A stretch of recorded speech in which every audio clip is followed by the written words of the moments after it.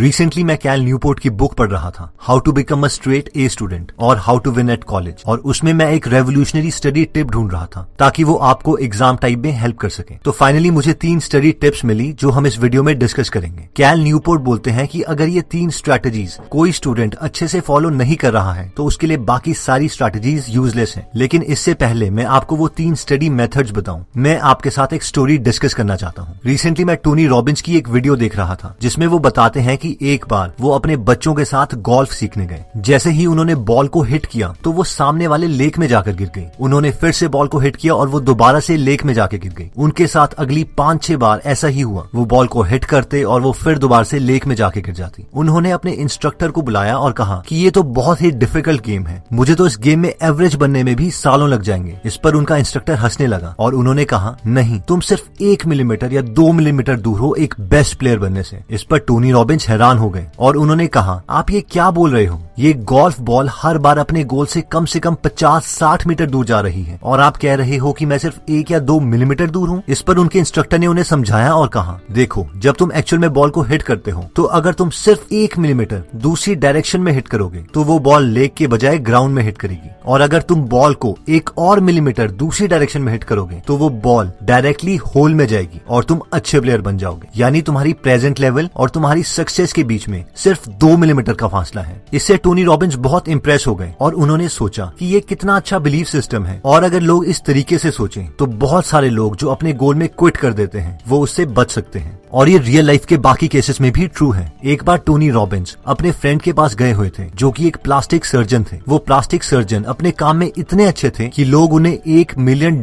तक पे करते थे अपने फेस की सर्जरी करवाने के लिए, क्योंकि वो किसी भी बदसूरत इंसान को प्लास्टिक सर्जरी से बहुत ही अट्रैक्टिव बना सकते थे। जब टोनी रॉबिन्स अपने फ्रेंड के ऑफिस गए हुए थे तो उनके फ्रेंड अंदर ऑपरेशन थिएटर में सर्जरी कर रहे थे, और इसीलिए टोनी रॉबिन्स रिसेप्शन एरिया में उनके लिए वेट करते हुए वहां पर पड़ी बुक पढ़ने लग गए। वो बुक उस सर्जन ने लिखी थी ताकि वो बाकी सर्जन्स को अपने प्लास्टिक सर्जरी के मेथड्स के बारे में बता सके। उस बुक में टोनी रॉबिन्स ने एक बहुत ही इंटरेस्टिंग फैक्ट पढ़ा कि जो दुनिया की मोस्ट अट्रैक्टिव लेडीज हैं उनके अपर लिप और नोज के बीच का डिफरेंस उनकी आई की मेजरमेंट के बराबर होता है। अगर किसी विमेन के फेस में ये डिफरेंस 1 मिलीमीटर तक का है तो उसका एक एवरेज फेस होगा, और अगर ये डिफरेंस 2 मिलीमीटर या उससे ज्यादा है तो वो लेडी दुनिया के नजरों में बहुत ही अनअट्रैक्टिव होगी। यानी एक बहुत ही अट्रैक्टिव लेडी और बहुत अनअट्रैक्टिव लेडी के बीच में सिर्फ 2 मिलीमीटर का डिफरेंस है, और ये प्लास्टिक सर्जन सिर्फ यही 1-2 मिलीमीटर के चेंजेस फेस में करता था और किसी को भी बहुत अट्रैक्टिव बना देता था, और इसीलिए वो अपने प्रोफेशन में बेस्ट था। अब सवाल ये आता है कि हमने ये स्टोरीज डिस्कस क्यों की? इन स्टोरीज को डिस्कस करने का पॉइंट ये है कि मोस्ट प्रोबेबली हमने स्टडीज की यूट्यूब में इतनी वीडियोस देखी हैं सिर्फ इस उम्मीद में कि हमें कोई एक रेवोल्यूशनरी मेथड मिल जाए जिससे हम हमेशा मोटिवेटेड रहें, या हर चीज आसानी से समझ जाए, या इवन इस एक्सपेक्टेशन में कि सारा सिलेबस हम एक आवर में ही खत्म कर दें। और टू बी ऑनेस्ट, ऐसा कोई मेथड एग्जिस्ट ही नहीं करता। हमारे फेलियर्स और सक्सेस के बीच में बहुत ही छोटी हैबिट्स या मेथड्स का डिफरेंस होता है। कई बार हम इन मेथड्स को इतना सिंपल समझ लेते हैं या हम इन मेथड से इतने फैमिलियर हो जाते हैं कि हम ये रियलाइज ही नहीं करते कि हम इन मेथड्स को तो यूज कर ही नहीं रहे हैं, और बस एक नए रेवोल्यूशनरी मेथड की तलाश में रहते हैं, और इसीलिए हमें कोई चेंज भी नहीं आता। तो इस वीडियो में हम उन स्मॉल चेंजेस के बारे में डिस्कस करेंगे जो हम यूज कर सकते हैं अपनी स्टडीज की क्वालिटी को इम्प्रूव करने के लिए। हम ये 3 मेथड्स कैल न्यूपोर्ट की book how to become a straight A student के फर्स्ट पार्ट में से बताएंगे, और इन 3 स्टडी हैबिट्स में सबसे पहले टिप आती है, manage your time in 5 minutes a day. Cal Newport अपनी बुक में बोलते हैं कि जब तक हम सारी डेडलाइन, सारी असाइनमेंट, सारे टास्क, सारे गोल्स अपने माइंड में रखेंगे, और तब तक हम रिलैक्स नहीं कर सकते जब तक हम उन थॉट से डील नहीं कर लेते। इसीलिए कैल बोलते हैं कि सुबह उठकर सिर्फ 5 मिनट लगाकर एक बार अपने उस दिन के सारे काम को एक जगह पर लिख लीजिए। रिसर्च के अकॉर्डिंग जब तक हम अपने थॉट्स को डील नहीं कर लेते हैं तो वो थॉट हमें डिस्टर्ब करते रहेंगे। इसलिए जब हम किसी चीज को पेपर में लिख देते हैं तो हमारा ब्रेन एनर्जेटिक और बहुत ज्यादा रिलैक्स हो जाता है। साथ ही में हम अपनी प्रायोरिटीज सेट कर सकते हैं कि हमें सबसे पहले कौन से सब्जेक्ट के, कौन से चैप्टर के, कौन से आर्टिकल पढ़ने हैं, और फिर उसी चैप्टर के आर्टिकल से हमें स्टार्ट करना है जो टॉप प्रायोरिटी पर है, क्योंकि ये सीक्वेंस ही हमें एक फेलियर या सक्सेसफुल स्टूडेंट बना सकता है।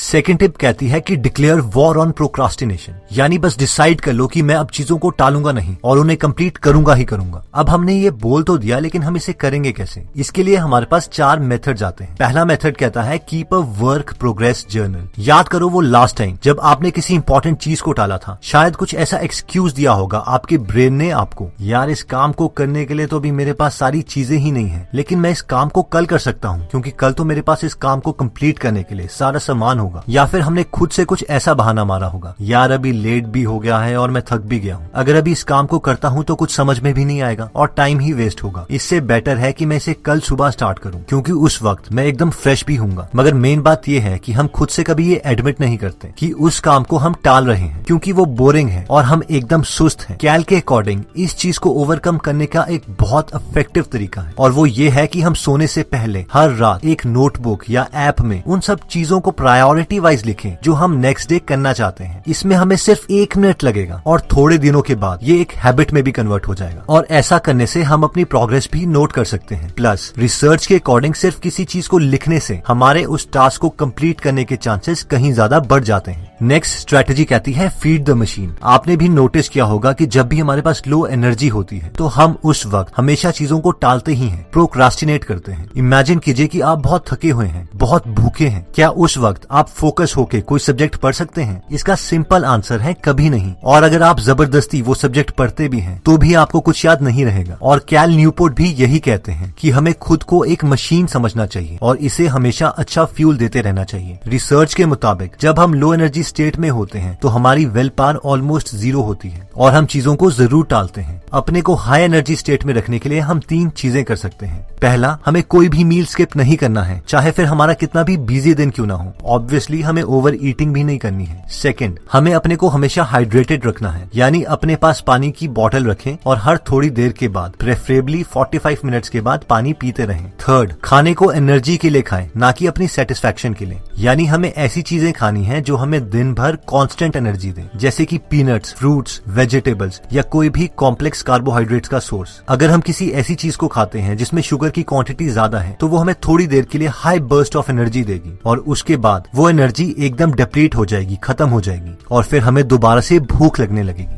टालने वाली आदत को खत्म करने के लिए तीसरा तरीका कहता है make an event out of worst task. हमें कई काम इतने ज्यादा बोरिंग लगते हैं कि अगर उन काम का थॉट हमारे दिमाग में भी आ जाए तो भी हमें डर लगने लगता है। किसी के लिए वो डरावना काम मैथमेटिक्स का कोई चैप्टर खत्म करना हो सकता है, किसी के लिए वो ऑर्गेनिक केमिस्ट्री हो सकती है। कैल अपनी बुक में बोलते हैं कि अगर हमें कोई भी काम बहुत ज्यादा बोरिंग लगता है तो इस इशू को भी हैंडल किया जा सकता है और वो है कि उसका एक बड़ा इवेंट बना दे। इवेंट बना दे? जी हाँ, मान लीजिए कि आपको कोई सब्जेक्ट पढ़ना पसंद नहीं है तो उसे पढ़ने के लिए हम कोई लाइब्रेरी ढूंढ सकते हैं जो हमारे घर से बहुत ज्यादा दूर है, या फिर कोई रेस्टोरेंट या इवन की कोई बुक स्टोर, ताकि अगर हम वहाँ पर एक बार पहुंच जाएं तो हम अपने घर में वापस जल्दी ना पहुंच सके। कैल बोलते हैं कि जब हम ऐसी जगह पर जाते हैं जो नई है और एकदम आइसोलेटेड है और साथ में हमारे घर से बहुत दूर है, तो ऐसी जगह पर हमारे पास उस सब्जेक्ट को पढ़ने के अलावा और कोई ऑप्शन ही नहीं रहता। और एक बार जब हम उस बोरिंग सब्जेक्ट को स्टार्ट कर देते हैं तो एक मोमेंटम बन जाता है जिससे उस सब्जेक्ट की वजह से हमारा सारा डर खत्म हो जाता है। नेक्स्ट टिप कहती है कि चूज योर हार्ड डेज। कैल बोलते हैं कि स्टूडेंट लाइफ में ऐसे दिन आते ही हैं जब हमारे पास बिल्कुल भी फ्री टाइम नहीं होता। हमें कुछ ऐसे काम भी करने पड़ते हैं जो हमें बोरिंग लगते हैं और जिन्हें हम बिल्कुल भी नहीं करना चाहते। और ऐसे केसेस में हमारे पास 2 ऑप्शंस हैं। पहला तो ये कि हम चीजों को टालते रहें जब तक कि एक्सट्रीम कंडीशन ना आ जाए और हमें ऐसे दिन जबरदस्ती गुजारने पड़े। दूसरा ऑप्शन है कि हम पहले से ही चूज कर लें कि हम इतनी मेहनत कौन से दिन करना चाहते हैं। मान लीजिए हम सैटरडे सिलेक्ट करते हैं तो हर सैटरडे हम अपने सेलफोन्स ऑफ करके पूरा दिन सिर्फ काम ही करेंगे। उस दिन हम अपने किसी भी फ्रेंड के साथ कोई कम्युनिकेशन नहीं करेंगे। तीसरी स्टडी स्ट्रैटेजी हमारे 3 मोस्ट इंपॉर्टेंट सवालों का जवाब देती है कि हम कब पढ़ें, कहाँ पढ़ें और कितनी देर तक पढ़ें। तो सबसे पहले आता है कब पढ़ें। कैल के अकॉर्डिंग सबसे बेस्ट टाइम पढ़ने का सुबह है, क्योंकि उस वक्त हम सो के उठते हैं और एकदम फ्रेश होते हैं और उस वक्त हमें कोई डिस्टर्ब भी नहीं करता। तो हमें अपना मेजॉरिटी काम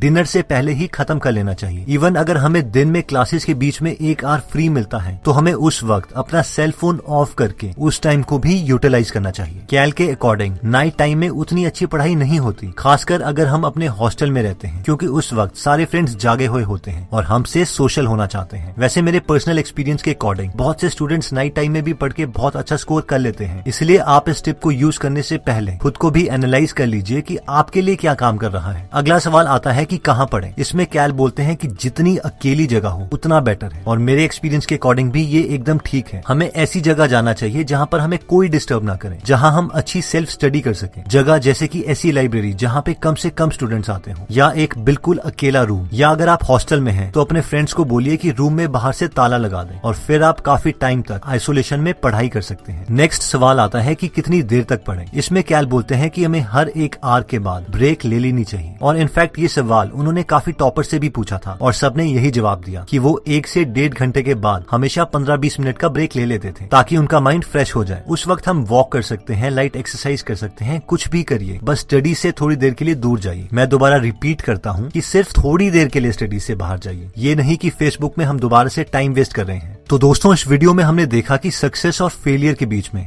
बहुत ज्यादा डिफरेंस नहीं होता, बस 4 या 5 छोटी हैबिट्स हैं जो हमें फेलियर या सक्सेसफुल बनाती हैं। अपनी स्टडी परफॉर्मेंस को हमने इंप्रूव करने के लिए 3 टिप्स देखे, जिसमें सबसे पहले आता है manage your time in 5 minutes a day, यानी सुबह सिर्फ 5 मिनट लगाकर अपने सारे टास्क एक जगह पर लिख लीजिए और उन्हें प्रायोरिटी वाइज सेट कर लीजिए कि सबसे पहले कौन से सब्जेक्ट का कौन सा आर्टिकल पढ़ना है। ये सीक्वेंस बहुत ज्यादा मैटर करता है, इसीलिए हमें टास्क प्रायोरिटी वाइज ही कंप्लीट करने हैं। नेक्स्ट था कि हम डिसाइड करें कि हम अब प्रोक्रास्टिनेट नहीं करेंगे। इसके लिए हमने 4 मेथड्स देखे। पहला था कि कोई भी मील स्किप नहीं करना है, अगर हमारे पास कम एनर्जी है तो हम जल्दी क्विट कर देंगे। सेकंड था कि अगर कोई बहुत ही बोरिंग काम है तो उसे कंप्लीट करने के लिए नई जगह पर दूर चले जाएं, और एक बार आपने वो काम स्टार्ट कर दिया तो उससे रिलेटेड सारे डर वाले इमोशंस खत्म हो जाएंगे। थर्ड था कि चूज योर हार्ड डेज, यानी हमारी स्टूडेंट लाइफ में मुश्किल दिन आने ही आने हैं जब हमारे पास बिल्कुल भी फ्री टाइम नहीं होगा, और इससे पहले कि हमें वो समय जबरदस्ती गुजारना पड़े, हम डिसाइड कर सकते हैं कि हम कौन से दिन बहुत ज्यादा हार्ड वर्क करेंगे, और उस दिन हमें अपने फ्रेंड्स के साथ कोई कम्युनिकेशन नहीं रखनी है। और फोर्थ था कि कीप अ वर्क जर्नल, यानी सिर्फ 1 मिनट लगा के रात को डिसाइड कर लीजिए कि आप अगले दिन क्या करना चाहते हैं, और अपनी प्रोग्रेस हमेशा ट्रैक कीजिए। फाइनली हमने देखा था कि कब पढ़ें, कहाँ पढ़ें और कितनी देर तक पढ़ें। तो इसका आंसर है कि हम डिनर से पहले अपने दिन का मैक्सिमम टास्क खत्म करने की कोशिश करें। सेकंड, यानी सबसे आइसोलेटेड या बिल्कुल अलग जगह में पढ़ें जहाँ पर हमें कोई डिस्टर्ब न करे। और फाइनली था कि हर 1 से 1.5 घंटे के बाद 15 या 20 मिनट का ब्रेक ले लीजिए। दोस्तों, इस बुक में और भी काफी इंटरेस्टिंग टिप्स दिए गए हैं। अगर आप ये पूरी बुक पढ़ना चाहते हैं तो डिस्क्रिप्शन में दिए हुए लिंक पे जाके आप ये बुक खरीद सकते हैं। आप 2 फुल बुक्स को भी फ्री में सुन सकते हैं, जिसके लिए मैंने लिंक डिस्क्रिप्शन में दे दिया है। दोस्तों, अगर आप फ्री में हिंदी ऑडियो बुक समरी सुनना चाहते हैं तो डिस्क्रिप्शन में दिए हुए लिंक पे जाके आप हमारी गीगल ऐप डाउनलोड कर सकते हैं। वहाँ पे आप फेमस बुक सुन सकते हैं, जैसे कि the miracle morning, you can and you will, how to make friends and influence people,